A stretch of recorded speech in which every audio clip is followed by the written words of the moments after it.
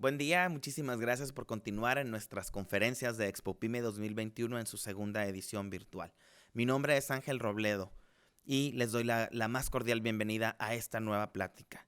La conferencia que está a punto de iniciar se titula Contar historias vende más y estará a cargo Julio Salinas Lombard, a quien le damos la más cordial bienvenida y de quien a continuación les platicaré un poco. Es consultor con más de 25 años de experiencia en comunicación corporativa, manejo de crisis públicas y responsabilidad social en el sector empresarial mexicano. Previo a fundar su consultora, se desempeñó como gerente de comunicación corporativa y sustentabilidad de Axtel, entre cuyas funciones se encontraban la relación con medios de comunicación, la formación y acompañamiento de voceros, la atención y seguimiento a crisis de reputación y el seguimiento a reportes e iniciativas sustentables.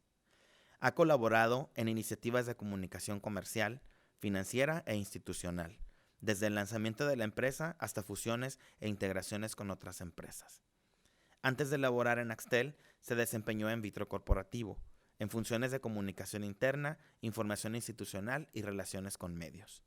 Es licenciado en Ciencias de la Información y Comunicación, con estudios en curso de maestría en Humanidades, y cuenta con formación en ámbitos diversos como storytelling, innovación, liderazgo y periodismo. Asimismo, ha sido consejero de Grupo Editorial Expansión, de Grupo Reforma, voluntario de Fundación Axtel, voluntario de Impulsa Nuevo León, voluntario de Alfa Fundación y consejero circular de la Licenciatura en Ciencias de la Información y Comunicación en la Universidad de Monterrey. Bienvenido Julio.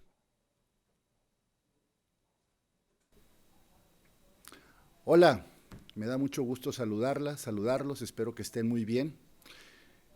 Quiero aprovechar para iniciar esta plática pidiéndoles, suplicándoles de la manera más atenta que pongan atención a lo que voy a decirles. Un chavo peluquero, un accidente, 31 días en coma, pulmón colapsado, fractura de cráneo, fracturas múltiples en el brazo izquierdo, secuela en el habla, espasmos faciales, emprendedor, promotor de emprendedores, promotor de emprendedurismo social. No hablo de mí. Estoy hablando de alguien más, pero lo estoy haciendo de la peor forma posible. Para mayor pesar, esta manera de presentar a alguien o algo es la común, es la que nos enseñaron, la que aprendimos, la que entendemos como la correcta. Creemos que presentar significa definir, explicar, descomponer en sus partes mínimas, significativas, aquello de lo que vamos a hablar. Creemos que somos la suma de datos acumulados, que somos como la mezcla de ingredientes con algún significado particular, como una receta de cocina o una fórmula química. Y no, así no funcionamos. Dos autores, Soll y Wilson, afirman que el conocimiento no se puede descomponer en formas puramente analíticas. La narración tiene un valor único para difundir y comprender el conocimiento. Las historias, las narraciones tienen un valor único para transmitir y comprender el conocimiento. Lo repito. Ahora déjenme decirles lo siguiente.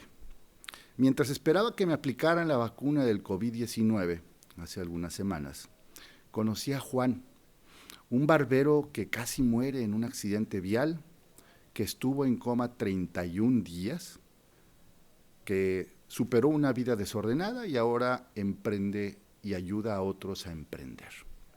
Las 2 horas y media que tuve la oportunidad de conocerlo y platicar con él fueron una cátedra de lo que significa volver a empezar, salir adelante y dar a la sociedad.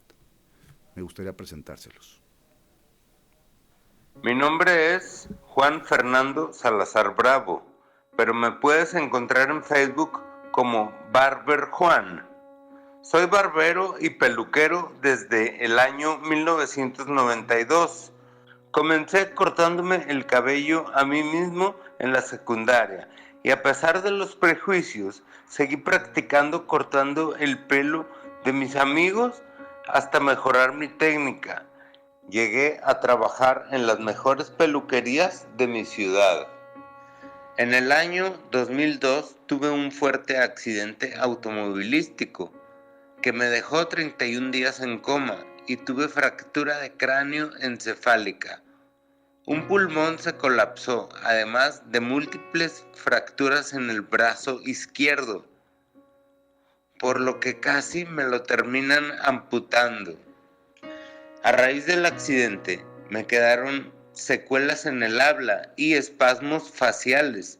Sin embargo, ahora entiendo por qué Dios me dio otra oportunidad, ya que tengo la misión de regresar algo de lo que la vida me ha dado. Ahora, además de la peluquería, me dedico a la enseñanza. Y junto a mis alumnos visitamos asilos para cortarles el cabello a personas mayores y darles un poco de la atención que se merecen. La barbería es muy noble. Con la experiencia que puedo compartirte, podrás emprender tu propio negocio.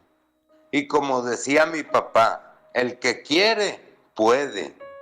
Y si haces bien tu trabajo, el cliente regresa.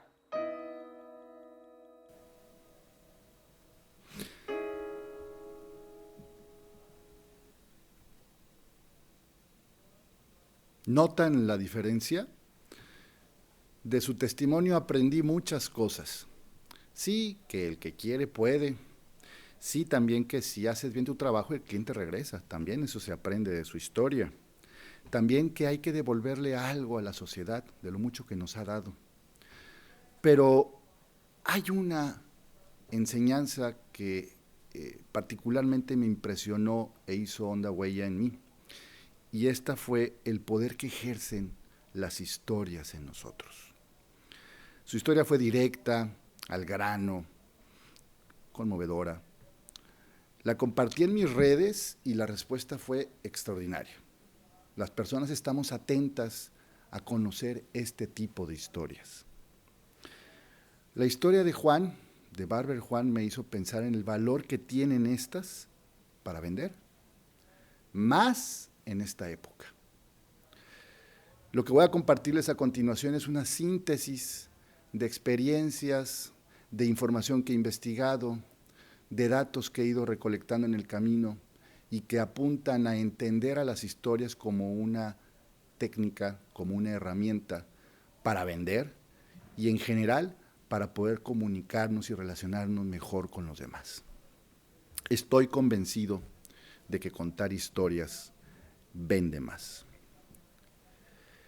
Si vieron la serie de Game of Thrones, seguramente recordarán a este personaje, es Tyrion Lannister, y uno de sus últimos parlamentos, uno de sus últimos mensajes, de sus apariciones, me pareció profundamente relevante para la plática que nos convoca el día de hoy. La cito: ¿qué une a los pueblos? ¿Los ejércitos? ¿El oro? ¿Las banderas? No, las historias. No hay nada más poderoso que una buena historia. Nada puede detenerla y ningún ejército puede derrotarla. Los estudiosos del arte y la ciencia de las historias afirman que esto de narrar, de contar historias o del storytelling es prácticamente tan antiguo como la humanidad misma. Un autor de nombre Jonathan Gottschall afirma que los seres humanos somos storytelling animals, o en español, que somos animales contadores de historias, que eso es lo que nos distingue del resto de los seres vivos en la naturaleza. Añade este autor que las historias inciden prácticamente en todas las facetas de la vida de cualquier grupo social, desde el punto de vista personal, cultural, económico, político.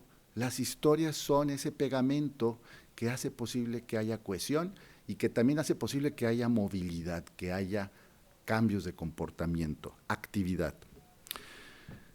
Existen estudios que muestran que los niños que conocen su historia y la historia de su familia desarrollan más seguridad sobre su propio porvenir y más autoconfianza. Las historias son un anclaje poderoso para poder impulsar hacia el futuro, para poder proyectar lo que se pretende en delante y hacer realidad las ambiciones y objetivos que cada cual tiene. Las historias no se limitan a ser mensajes, datos, información o contenidos, ¿no? Las historias son, de hecho, mensajes, datos, información o contenido dramatizado. Y cuando hablamos de dramatizado no hablamos de tragedias o de novelas románticas, que también son dramas, sino estamos hablando de algo más sencillo. Un drama es una imitación, es una representación de un acontecimiento vivenciable, es decir, se traduce en una experiencia de vida. De forma que el que cuenta una historia lo que hace es poner a actuar a los datos, a la información, al contenido en servicio de un propósito. De ahí que algunos de los expertos en storytelling afirman que los storytellers deben ser expertos en contar historias con un propósito, que es mover a las personas de un lugar a otro, hacerlos cambiar de opinión, de parecer. Si se fijan, todas estas definiciones perfectamente calzan para esa actividad también muy antigua y poderosa que está presente en la sociedad desde tiempos ancestrales, que es la del comercio, la venta, el pacto, el acuerdo, la capacidad de influir en los demás. Las historias no se reducen a describir realidades, sino que, como lo hizo Barber Juan, la convierten en un suceso de vida, en algo que se puede incluso interiorizar y buscar una proyección, una identificación por parte de cada uno. Una filósofa de nombre Hannah Arendt afirmó: el storytelling revela el significado, pero sin cometer el error de definirlo. Si recuerdan, al inicio de esta conversación empecé a describir, de hecho ni siquiera definir, a describir a lo que parecía ser una persona o una serie de síntomas o de circunstancias que alguien pudiera estar pasando. Las historias no hacen eso, las historias dramatizan e implícitamente van revelando qué es lo que ocurrió con la persona o el personaje del cual estamos hablando. Los estudiosos de la expresión humana afirman que las historias son un vehículo muy poderoso y sin ninguna clase de comparación para poder embeber, para poder incluir aspectos complejos que, si los quisiéramos entender desde un punto de vista analítico, perderíamos mucho tiempo. Estaríamos buscando definiciones tras definiciones y armando no un árbol, un bosque de contenidos. Las historias pasan justamente por las veredas por las que debe de pasar la gente que está conociendo la historia, y en ese transcurrir se enteran de las características, cualidades que tiene el bosque. Hay pensadores que afirman que la ciencia está hecha de historias, y al revés. Normalmente pensamos que las historias, que contarte una historia, es casi como contarte un chiste, es para entretenernos, es una actividad recreativa, es una actividad cultural, y sí, efectivamente, esa es una de sus funciones y es una de las vocaciones naturales en la comunicación, pero no solo para eso sirven, y seguramente descubriremos que las usamos para muchos aspectos cotidianos, para consolar, para conectar, para transformar, para destruir o incluso para sanar. Hay un filósofo de nombre Albert Camus que afirmaba que las historias, o más bien que los narradores, eran artífices valiosísimos de la civilización, sin cuya labor probablemente ya se hubiera destruido la humanidad completa. Así de fácil, somos los narradores, esos conectores, esos promotores de encuentros, de acuerdos que están presentes cotidianamente en nuestra vida. Uno de los ejemplos más antiguos, conocidos, del poder de las historias, pues está presente en la proeza de Sherazade, que se casó con un sultán que tenía la costumbre de asesinar a sus esposas después de la noche de bodas. Y ella consiguió a través de historias conservar su interés vivo, despierto, vigente, durante el tiempo que pudo ser necesario para procrear y para ganarse el derecho a seguir viva. Su historia no solo nos habla del poder que tuvo las historias, las narraciones, para mantenerse viva, sino también se convirtió en una de las obras más citadas y estudiadas en la literatura universal, que es la colección de cuentos de las 1001 noches. Las historias también han servido para dotar de sentido las relaciones entre las personas, grupos o comunidades. Hay estudios en países como el vecino, Estados Unidos, en donde las historias fueron un artífice muy valioso y muy útil para limar asperezas entre grupos antagónicos, particularmente en zonas suburbanas habitadas por afroamericanos que no toleraban a los cuerpos policíacos y que gracias a la intervención educada, con una estrategia, con una planeación, pero a través de historias, consiguieron que hubiera apertura, diálogo, acuerdos. También en el aprendizaje hay un poder enorme en la transmisión de información y conocimientos para los niños que desean conocer o en quienes deseamos inculcar el interés en la ciencia. A veces la biografía del gran precursor, del gran inventor, del gran descubridor, basta para que en ellos nazca el interés justamente por esa disciplina que se pretende inculcar. También en la psicología se usan las historias, nada más y nada menos porque las historias producen empoderamiento y producen también cambios positivos. Hay una proyección, cuando hay una historia en la que yo me identifico, me reflejo, puedo encontrar respuesta a temas no resueltos o puedo encontrar motivos para explorar otras vías que me tienen tal vez un poco deprimido o con problemas de alguna naturaleza. Los psicólogos saben desde luego que las historias son un vehículo poderoso para conocer todo el bagaje emocional de los pacientes.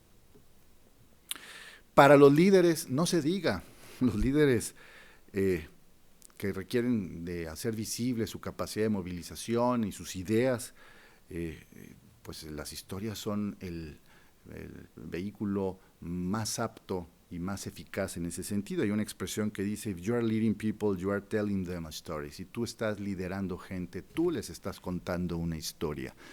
El personaje eres tú, las proezas, las hazañas son las que junto con toda la gente a la que lideras van construyendo la historia. Hay un fin identificado por los estudiosos de este fenómeno de la comunicación, de este vehículo, que afirman que el fin último de las historias es despertar empatía. No es transmitir conocimiento, sino despertar empatía, promover conexión con las personas. Y en ello reside el gran valor, el gran potencial de esta técnica, herramienta, estrategia, medio de comunicación, en que nos conecta. Y para conectarnos, pues necesitamos hacerlo por la vía de las emociones. Hay un estudioso, otro más, de nombre Andrés Jorge, que ha incluso publicado libros en relación al tema del storytelling, que afirma que las historias que más éxito suelen tener, son las que tienen que ver con aspectos que conmuevan, que alegren, que hagan reír o que asombren. Si se fijan, son emociones positivas, son las que de inmediato capturan la atención y pueden llevar a feliz fin la atención de quienes estén siguiendo al narrador. Las historias conquistan, como decía Lannister, el de Games of Thrones, pero no por la vía armada, sino por medio de las emociones. Gabriel García Márquez afirmó: escribo para que me quieran más mis amigos, para conectarme más con los míos. Y en eso consiste el goce del storytelling, en iluminar, en encender el interés y la pasión que uno lleva en el público y, en el mejor de los casos, animarlos a que tomen acción. Ahora bien, ¿para qué usan las historias las empresas, los emprendedores? Pues muy sencillo: para vender más, para venderse mejor, para vender sus productos, sus servicios, para vender sus acciones, para vender su imagen como un lugar idóneo para trabajar, para hacer negocios, para alianzas, para convertirse en parte de una cadena productiva, vender su reputación como una empresa socialmente responsable, medioambientalmente responsable. Y esto que voy a decir a continuación viene a ser una de esas grandes verdades que los invitaría a que mantengan presente cada vez que piensen en storytelling. Las personas que tienen experiencia probada y éxito en ventas generalmente ya incorporaron las historias en su arsenal de comunicación. De hecho, ellos son exitosos vendedores porque son exitosos contadores de historias. De los estudiosos de las formas de comunicación, afirman algunos de ellos que éstas pudieran ser sintetizadas al fin de cuentas en historias. Las historias son capaces, les decía hace unos minutos, de embeber, de incorporar aspectos que por separado implicarían largas y aburridas explicaciones. Es decir, en una historia puede quedar insinuado el contexto, las costumbres, las fobias, los fanatismos de alguna comunidad, de alguna época, sin necesidad de abrevar, sin necesidad de detenerse a hacer una elocuente descripción de ello. De hecho, hay un filósofo norteamericano que ya falleció, de nombre Richard Rorty, que animaba a los jóvenes que quisieran conocer más de otras culturas, de otros grupos sociales, países, a que no lo hicieran por la vía de los estudios técnicos, científicos, áridos, llenos de datos, de información, sino que se dejaran envolver, empapar por la producción simbólica de esa comunidad, a través de su literatura, de su cine, de su televisión, de su radio, de sus periódicos. Justamente en todos esos elementos se deja ver qué es lo que les gusta, qué no les gusta, para qué cosas son prohibidas, qué cosas son favorecidas en cada una de esas comunidades. Según un estudioso de apellido Whitridge, cuando escuchamos una historia se activan partes en nuestro cerebro que no lo están cuando recibimos información o datos, nada más. Según la teoría de la mente, cuando nos las historias hacen que nos conectemos mejor, que despierten una curiosidad que no viene necesariamente aparejada solo con la información per se, y que además de despertar nuestra curiosidad, pongamos en juego nuestras emociones.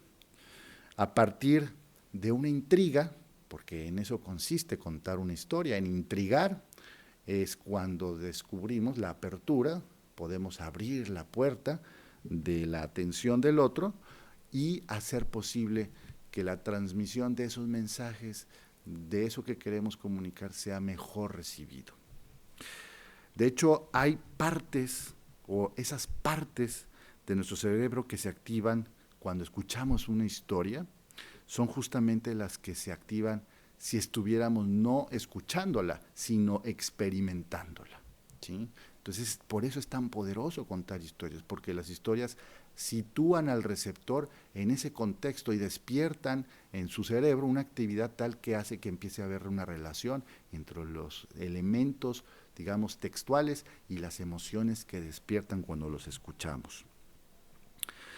Debido a que nuestra mente tiende naturalmente a pensar historias, esa es la naturaleza misma de nuestra mente, siempre que escuchamos una queremos relacionarla con algo que hemos vivido con anterioridad. El autor Nick Morgan escribió: las historias son esenciales, si queremos usar nuestro cerebro del modo en que debe usarse. Imagínense, si no serán poderosas las historias. A través de las historias conocemos el presente surgiendo de un pasado y proyectado hacia un futuro. Esa es la narración y esa es la linealidad que favorece la comprensión, el famoso arco dramático, la transición en la que ocurre una transformación. Ocurre de esa forma, ocurre de una manera lineal, de un pasado que se ve enfrentado a un desequilibrio y que termina convertido en algo distinto después de un proceso de transformación. Las historias son la moneda de cambio de sentido entre las personas. O sea, cuando queremos formular acuerdos, entendimientos, el mejor modo de hacerlo y además el más sostenible en el tiempo es justamente el de las historias. En Estados Unidos, quiero hacer una breve mención, en Estados Unidos las historias, las técnicas del storytelling también ya tuvieron una influencia en el periodismo. En el periodismo ortodoxo, normalmente la subjetividad está prohibida, tiene que ver neutralidad, objetividad, distancia entre el observador y lo observado. Y el New Journalism, el nuevo periodismo que impulsó y está vigente hoy en día y lo podemos constatar en los medios no solo de Estados Unidos, sino de cualquier país, al menos del mundo occidental. Ya hay muchos esfuerzos y muchas prácticas de periodismo en donde se incorpora técnicas literarias de creación, pero también se le da un rol activo a la subjetividad del observador. Entonces se rompe con ese paradigma de que no debe haber injerencia en la interpretación, y sí la hay. Y el motivo por el cual esto ocurrió, según nuestros autores, es muy sencillo. Los precursores de esta modalidad de periodismo entendieron que el periodismo era mejor recibido, mejor entendido, más aplaudido, admirado, si se parecía más a cómo observan los lectores las cosas, no cómo los observa, la neutralidad, parcialidad, que además es en cierto modo, según otros autores, un mito, sino que lo viven, lo experimentan y toman una postura al respecto. Hay autores que han identificado algunas áreas, unos señalan 5 áreas en las que las historias suelen usarse más. En hacer sentido, o sea, construir algo que no tenía sentido y que estaba difuso, ambiguo. En comunicar, en promover aprendizaje y gestión del cambio. En ejercer política y poder, lo hemos dicho, y en crear identidad. Si creamos identidad a través de las historias, esas historias se perpetúan. Otros autores identifican estos tipos de historias y les empiezo a dar estos elementos para que también ustedes puedan ir identificando con qué pudieran ustedes elaborar sus propias historias de sus productos, de sus servicios, de sus negocios. ¿Por qué estoy aquí? Es un excelente pretexto para contar una historia. Cuando no te conoce nadie, cuando quieres empezar a darte a conocer, pues ese es un motivo por el cual puedes empezar a platicar una historia. Sé lo que están pensando, es la segunda. Cuando hay que romper con ciertos paradigmas, ciertos prejuicios, ya te entendí, sé por dónde va, creo que entiendo tu punto, y eso de alguna forma pone en una posición de apertura al que te está escuchando para que la historia que le cuentes le ayude a entender una postura diferente quizás. La más socorrida y promovida hoy en día es ¿quién soy?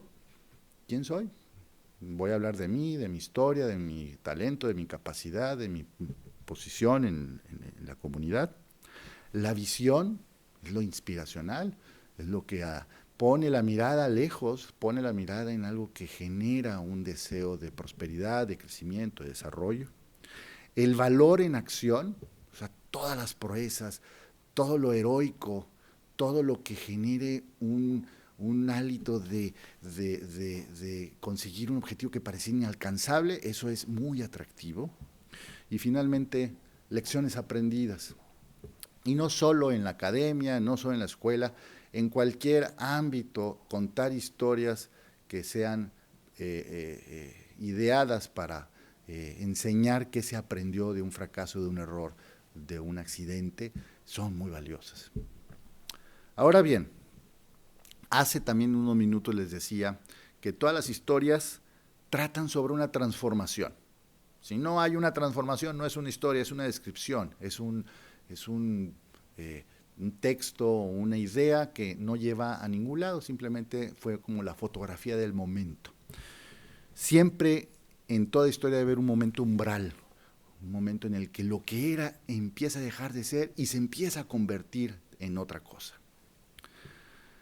Existen dos motivos por los cuales las historias no son exitosas.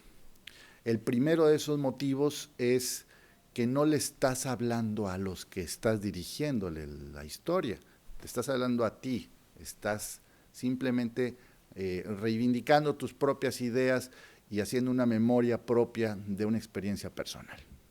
Eso no genera ninguna atención. Hay que dirigir la historia a alguien más y en ese sentido pensar la historia en ese alguien más. Y el segundo motivo por el que suelen fracasar las historias es que están basadas en la lógica y no en las emociones. No es persuadir a través de silogismos, no es encontrar la lógica irrefutable, porque eso no conmueve. Eso quizás aritmética, lógicamente tenga un sentido, pero no mueve a las personas. Lo que mueve a las personas es contar esa proeza, ese destello, esa iluminación, ese momento de prosperidad después de haber pasado por algún agravio, alguna dificultad grave. El storytelling no cuenta tu historia, sino que cuenta una historia a tu servicio. Y la calibración de esa historia depende menos de ti que de las personas a quienes vayas a dirigirla. Uno de los autoproclamados precursores del storytelling en Estados Unidos en los últimos años es un exfuncionario del Banco Mundial y un líder de opinión presente en varios medios de aquel país de Estados Unidos, de apellido Denning.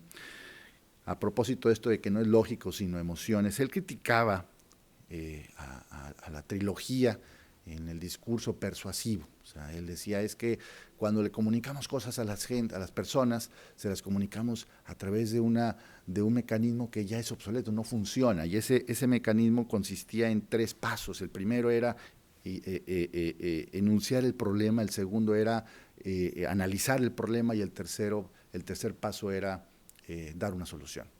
Y eso, para efectos de la documentación que se requiere en algún proyecto de inversión académico, lo que sea, puede ser muy útil porque le da claridad, solvencia y además está encuadrado dentro de los formatos que se requieren para que eso sea inteligible. Pero cuando queremos conmover y movilizar a las personas, eso no funciona.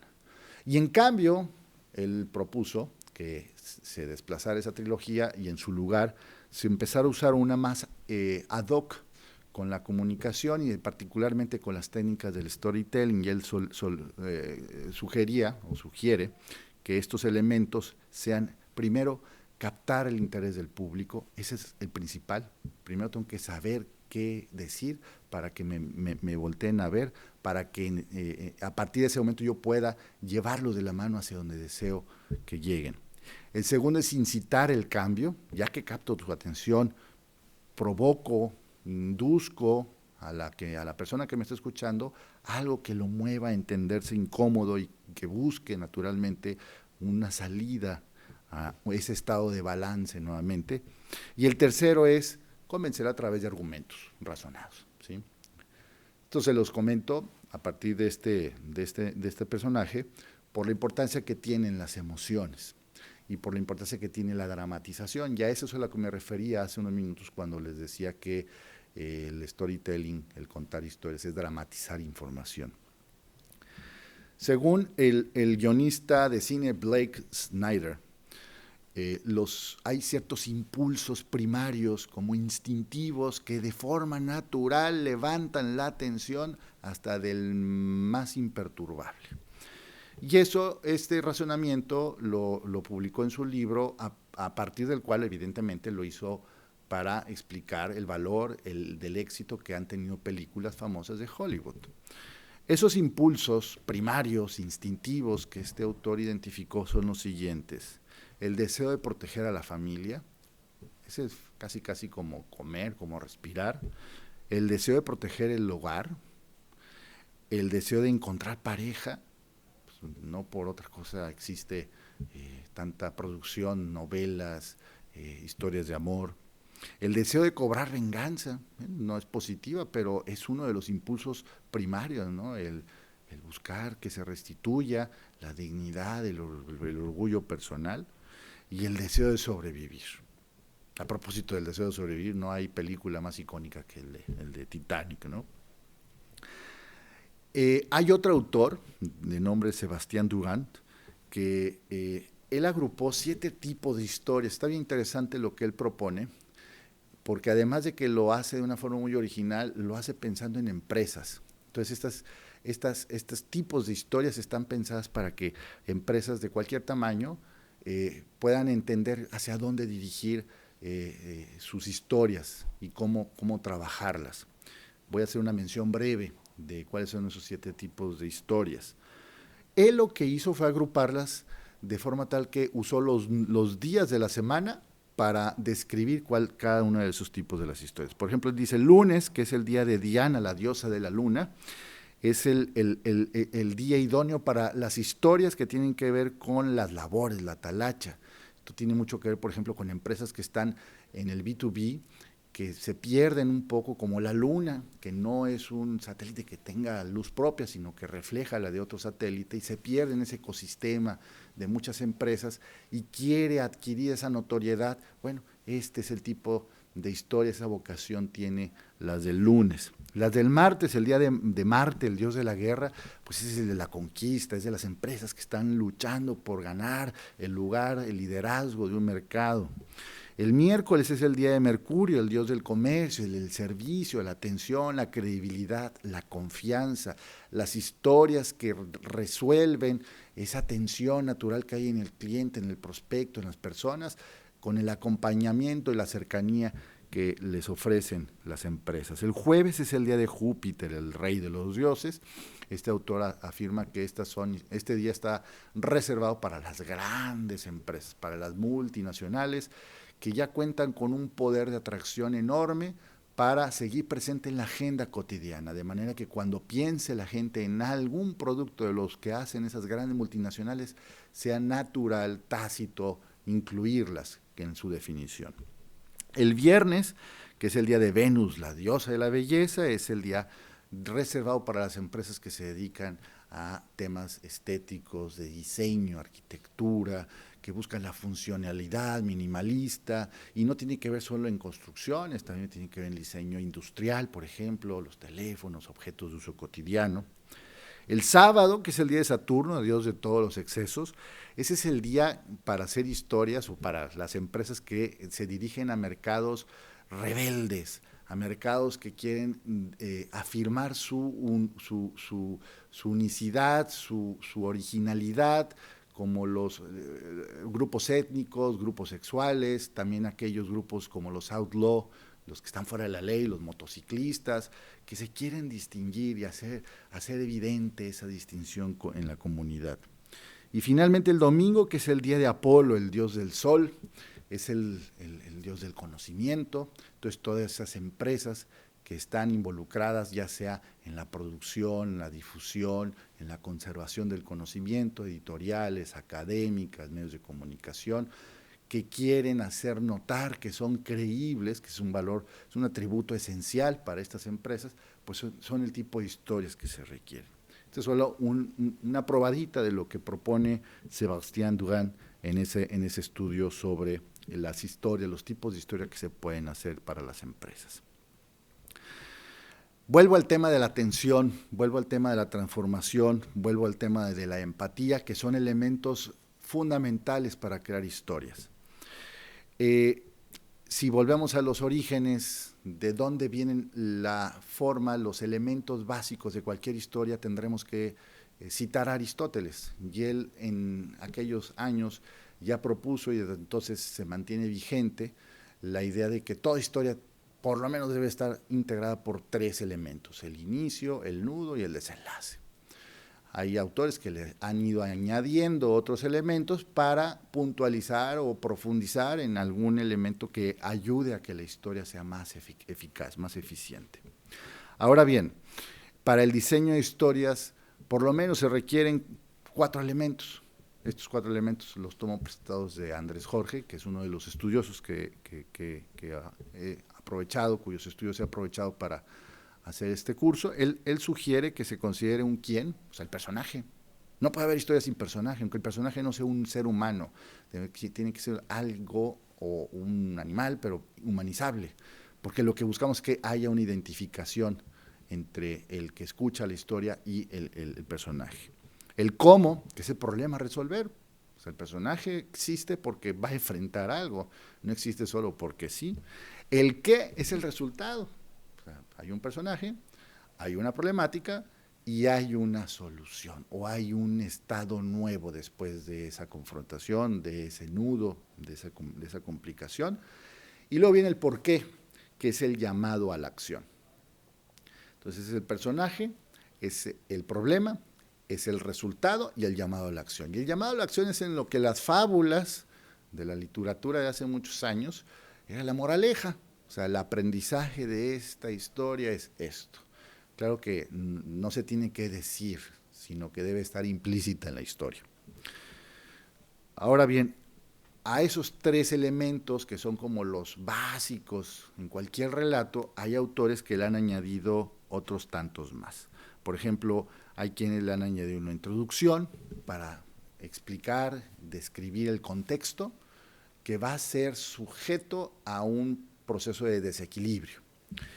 Y luego viene el nudo, que es el problema. O sea, oye, pues antes había agua, había prosperidad, había siembra, había por ende tranquilidad. De pronto hay falta de agua y eso empieza a provocar muchos problemas en la comunidad. Después viene la confrontación, que es los personajes pues en acción, tratando de restituir el orden y de enfrentar la adversidad.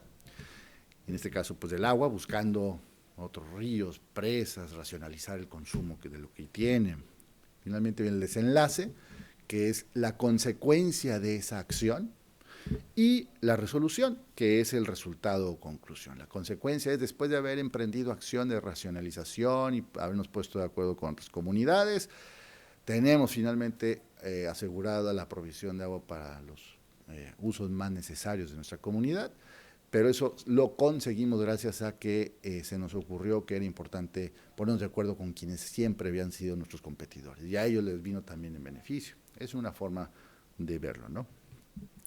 Para quienes en algún momento han querido o han estudiado sobre el tema del storytelling, seguramente les vendrá a la mente el famoso viaje del héroe, que es una estructura presente en muchas películas, en muchas novelas, en series de televisión, incluso cuentos. El viaje del héroe es como una ruta que está ya muy señalada y que va llevando a los espectadores a través de las peripecias del personaje hasta una conclusión, y es exitosa.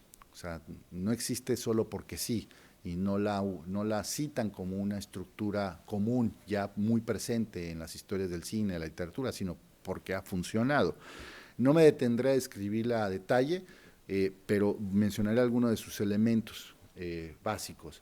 Empieza todo esto con un mundo ordinario, que es un poco la idea del contexto, de lo que, pues la zona de confort, lo que está funcionando sin ningún aspaviento. Después viene un tema de la llamada a la aventura, o sea, viene el primer aviso, viene la convocatoria, que puede ser alguna llamada hacia emprender alguna aventura o una amenaza, un riesgo presente.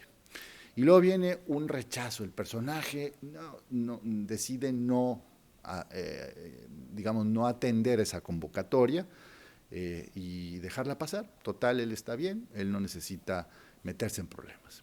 Y luego viene el encuentro con el mentor o el maestro, que no necesariamente es otro personaje, puede ser una circunstancia, una experiencia, un recuerdo, que hace que el personaje que inicialmente había rechazado la convocatoria finalmente decida sí tomarla. puede ser de pronto encontrarse que falleció alguien por culpa de la circunstancia que él veía lejana, y pues ahora ya lo toma personal y entonces decide enfrentar las consecuencias de su decisión, ¿no? Y en este caso ya viene la travesía, y la travesía inicia con el paso por el umbral, es decir, en ese momento ya hay un punto de no retorno, e inician una serie de confrontaciones, de coaliciones, de alianzas, de enemistades, que van a ir encrechendo hasta el clímax. Y el clímax es la confrontación para la que toda la historia está diseñada. O sea, si había algún motivo, justamente esa es la confrontación motivo esencial. Una confrontación de la que puede salir airoso, vencedor el personaje principal, o no, definitivamente sale ganando. La ganancia que obtiene es una ganancia que le llaman la recompensa. Y empieza ya su retiro después de esa confrontación, con esa ganancia, que es aprendizaje, sabiduría, amistad, pareja, lo que fuera. Y hay una última batalla. No se resuelve en esa batalla climática, sino que hay una última batalla en la que lo que está en juego es justamente esa ganancia. La ganancia, el saldo favorable después de haber enfrentado aquella adversidad, se vuelve a poner, pero ahora en predicamento, y esa es la última batalla, tras la cual entonces el personaje completa su transformación completa. Ya, digamos, se convierte en algo completamente distinto. Y ya regresa a una realidad, pero completamente transformado. Otra guionista de nombre Bobette Boster se enfoca sobre todo a promover que las personas sean capaces de desarrollar sus propias historias y darse a conocer, y que evidentemente esta metodología, esa experiencia es muy útil para los que están emprendiendo, para los que están haciendo pitches, para los que quieren darse a conocer en sus empresas. Ella lo que sugiere es una serie de recomendaciones para considerarlas en sus historias, y son recomendaciones muy aterrizadas, muy prácticas, me gustaron mucho para compartírselas. Si van a contarle la historia a alguien, cuéntensela como si fuera un amigo, justamente por la idea de que las historias sirven para conectarnos más, pues hablarle de usted con mucha solemnidad, con mucha distancia, no favorece eso. Ser breve y ser conciso, 5, 7 minutos, si no ya se convierte en una serie, ya se convierte en algo soporífero, no lo va a soportar el otro. No adoptar el papel de víctima, no es empatizable, no es simpático ni es empático el ser víctima, al contrario, más bien apela a la lástima. Entonces no asuman el rol de víctima, expliquen si es necesario que hubo una adversidad severa, pero con la idea de después de hablar de cómo se superó esa adversidad. Ser específico, con ejemplos visuales. O sea, las historias se mueven a partir de las emociones, y si las emociones tienen que ver con los sentidos, pues empleemos elementos visuales. Si voy a hablar de verde, habla de verde zacate; si voy a hablar de azul, habla azul turquesa, el mar del Caribe. Recuerda los 5 sentidos, todas las historias tienen alguna relación con sentidos. Si voy a hablar de alimentos, pues el aroma; si voy a hablar de un objeto que se manipula, el tacto; si voy a hablar de un instrumento musical, pues no tengo que decirlo, pues obviamente el sonido. Hay que considerar, es una recomendación que nos hace Boster, que el relato cuente con los 3 elementos mínimos, ¿no? Una introducción, un nudo y un desenlace.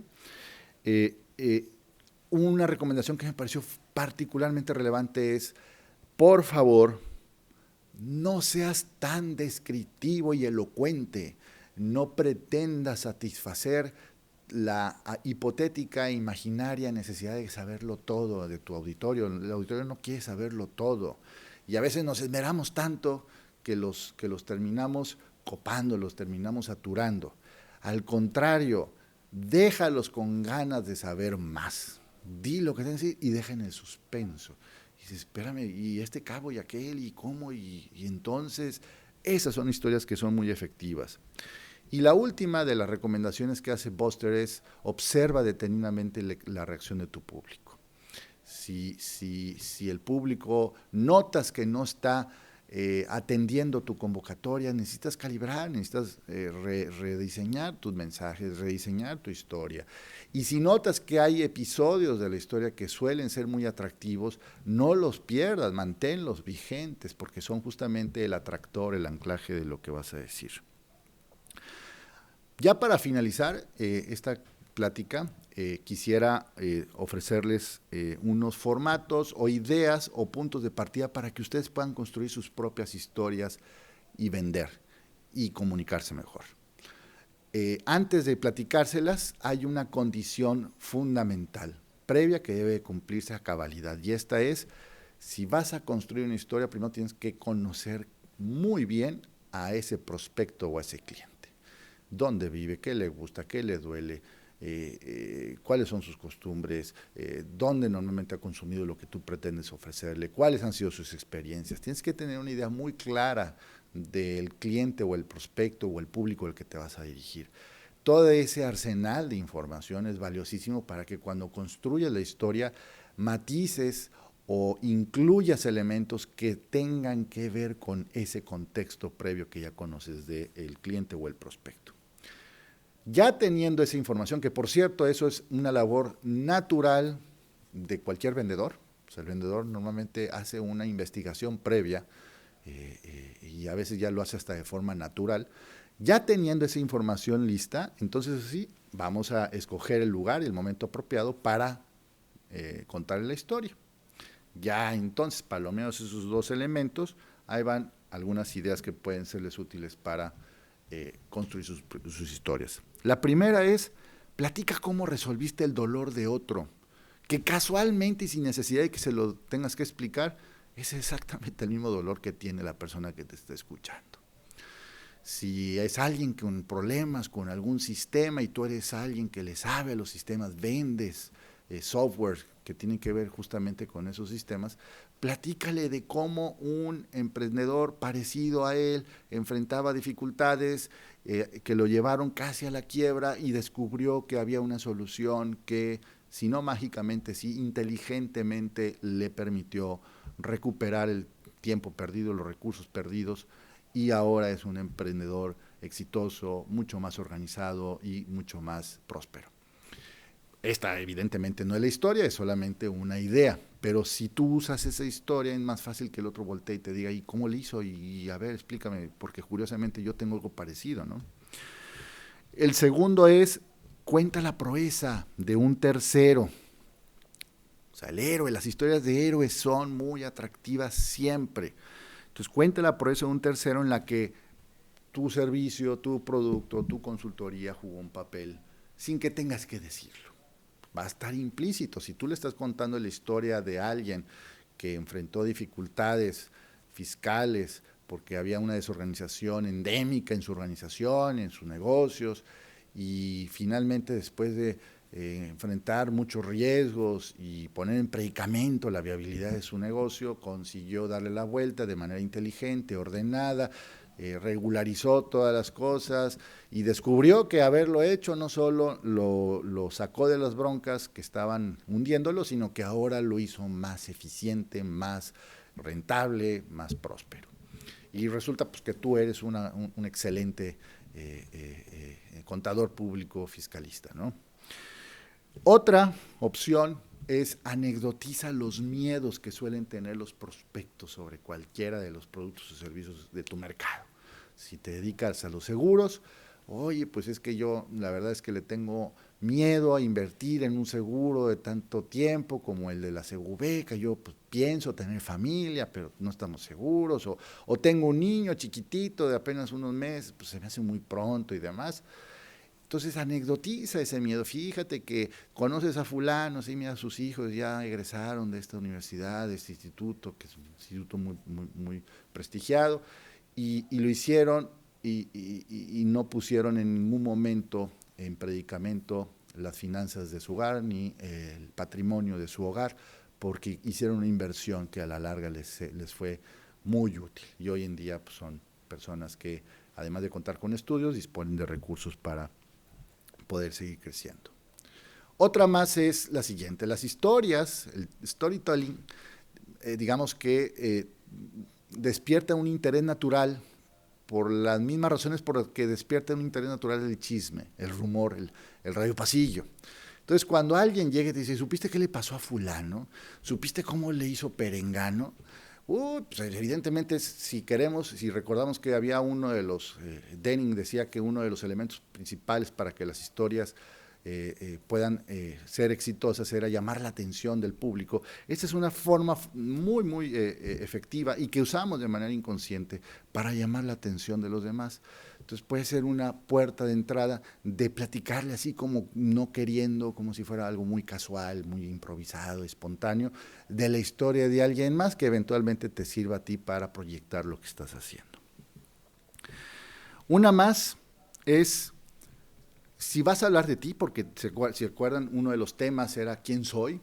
¿O por qué estoy aquí? Pues voy a hablar de mí, voy a hablar de mi producto, de mis servicios, de mi experiencia, de mi consultoría, de mi negocio, y quiero con ello captar su atención y evidentemente hacer negocios, encontrar prospectos y poder cerrar ventas. Es importante pensar en no hablar de uno o de los productos o servicios que uno ofrece, sino de lo que nos inspira, de la visión que nos hizo emprender, de los valores que nos mueven día a día a hacer lo que hacemos.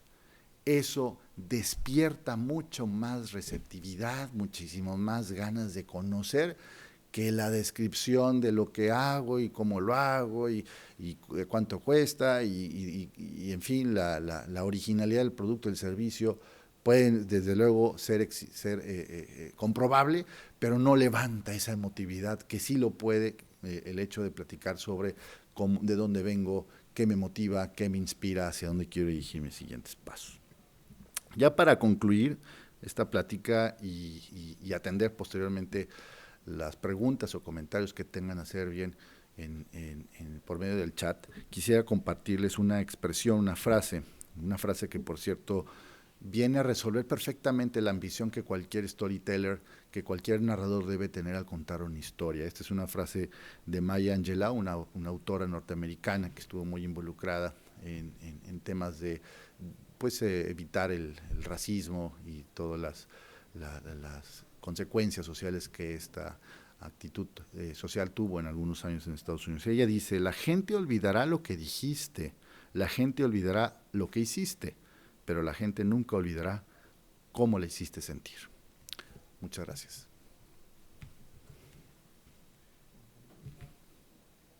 Muchísimas gracias, Julio, por este valioso contenido que nos acabas de presentar. Ya entendemos un poquito más sobre el valor de las historias para poder lograr nuestros objetivos, ya sean comerciales, ya sean de promoción, de presencia. Y pues también a todos ustedes les agradecemos muchísimo el acompañarnos el día de hoy. Los invitamos también a seguir continuando dentro del programa de formación empresarial y a visitar los espacios que la Expo tiene para ustedes. Pueden visitar los stands interactivos y también les recomendamos participar en el encuentro de negocios, en donde podrán conectar con las empresas grandes para pertenecer a sus cadenas de valor. Muchísimas gracias a todos. Síganla pasando en Expo Pyme 2021 edición virtual.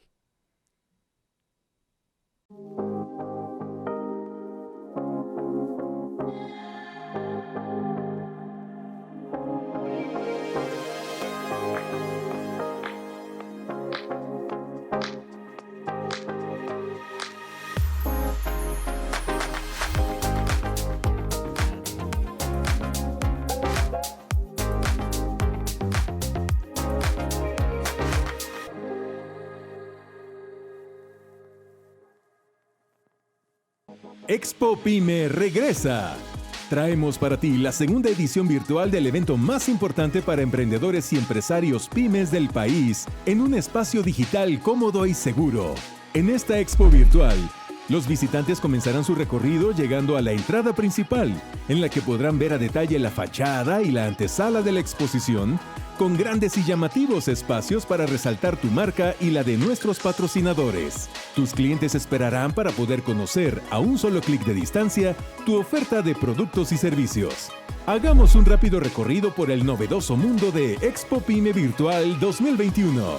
Los asistentes podrán recorrer los diversos stands que promoverán tus productos y servicios a todo México, América Latina y el mundo hispanohablante cómodamente y desde su casa u oficina. Visitantes y expositores podrán ingresar desde cualquier lugar donde haya acceso a Internet.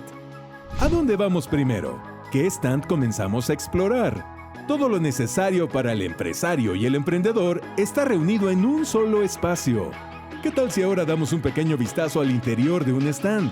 Tus clientes experimentarán las funcionalidades y beneficios de tu stand y disfrutarán este nuevo mundo para las marcas. En tu stand puedes dar toda la información que tu marca tenga para mostrar y, por supuesto, los productos o servicios que ofreces. Un completo portafolio de opciones se encuentra al